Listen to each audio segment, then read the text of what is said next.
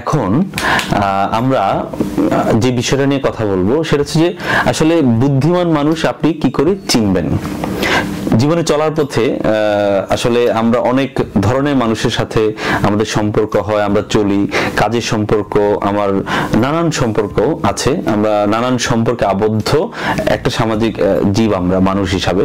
তো আসলে বুদ্ধিমান মানুষ আমরা কি করে চিনব? তো আসলে আমার কাছে মনে হয় যে বুদ্ধিমান মানুষ চিনার 5টি লক্ষণ আছে। তো এই 5টি লক্ষণের মধ্যে প্রথম লক্ষণ হচ্ছে বুদ্ধিমান মানুষ কোনো কাজ করার আগে ঢাকঢোল পেটায় না। 2 নম্বর যে লক্ষণ সেটা হচ্ছে যে বুদ্ধিমান মানুষ কথা কম বলে, শুনে বেশি এবং অযৌক্তিক তর্কে কখনোই জড়ায় না।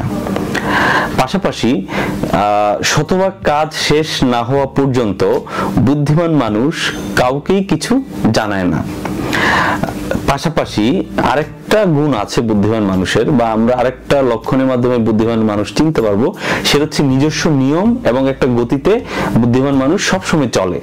এবং বুদ্ধিমান মানুষের সর্বশেষ যে গুণটা বা লক্ষণটা সেটা হচ্ছে যে সে চলার পথে খুব দক্ষতার সহিত বন্ধু নির্বাচন করে, যেখান থেকে সে শিখতে পারবে, জানতে পারবে এবং যার সাথে বন্ধুত্ব হলে তার কোনো ক্ষতি হবে না, ওই ধরনের দক্ষ একজন মানুষের সাথেই বুদ্ধিমান মানুষ সবসময় বন্ধু হয় বা বন্ধু নির্বাচন করে।